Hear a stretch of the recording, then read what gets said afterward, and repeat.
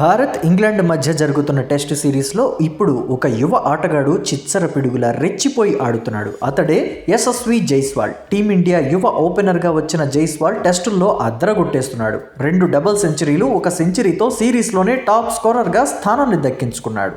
రాజ్కోట్లో Bharat England మధ్య జరిగిన 3వ మ్యాచ్లో చాలా కీలకంగా మ్యాచ్ జరిగింది.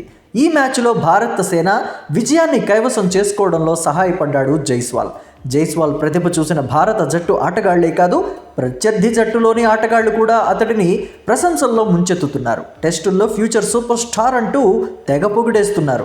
22 సంవత్సరాల వయసున్న యశస్వి జైస్వాల్ తన టెస్ట్ కెరియర్లో ఇప్పటివరకు 3 సెంచరీలు సాధించడమే కాదు, అత్యంత వేగంగా 3 టెస్ట్ సెంచరీలు చేసిన 7వ ఆటగాడిగా చరిత్ర పుటల్లోకి ఎక్కాడు. ఇవన్నీ చూస్తుంటే జైస్వాల్ టెస్ట్ ఫార్మెట్లో ఓపెనర్గా దాదాపు ఖరారైనట్టే కనిపిస్తోంది.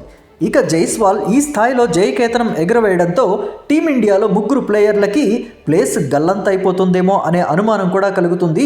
మరి ఆ ఆటగాళ్లు ఎవరో ఒకసారి చూద్దాం. 24 ఏళ్ల పృథ్వీ షా, 28 ఏళ్ల అభిమన్యు ఈశ్వరన్, 33 ఏళ్ల మయాంక్ అగర్వాల్.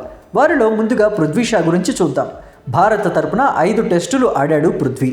2020లో ఆడిన టెస్ట్ మ్యాచ్లో గాయం కారణంగా చాలా కాలం పాటు ఆటకు దూరమయ్యాడు.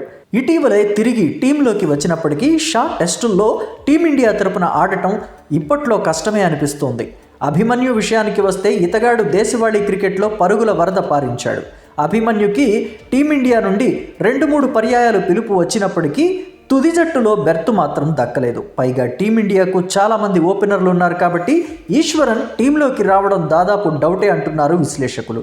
ఇక ఒకప్పుడు భారత ఓపెనర్గా టెస్టుల్లో ఆడిన మరో ప్లేయర్ మయాంక్ అగర్వాల్. ఇతగాడు భారత తరపున 21 టెస్టు మ్యాచ్లు ఆడాడు. అయితే కొన్ని కారణాల వల్ల మయాంక్ 2022 నుంచి జట్టుకు దూరంగా ఉంటున్నాడు. మయాంక్ 4 సెంచరీలు చేశాడు. కానీ ఇప్పుడు రోహిత్ జైస్వాల్ల జోడీ ఖాయం అవ్వడంతో మయాంక్కు అంత ఈజీ కాదేమో అనిపిస్తోంది.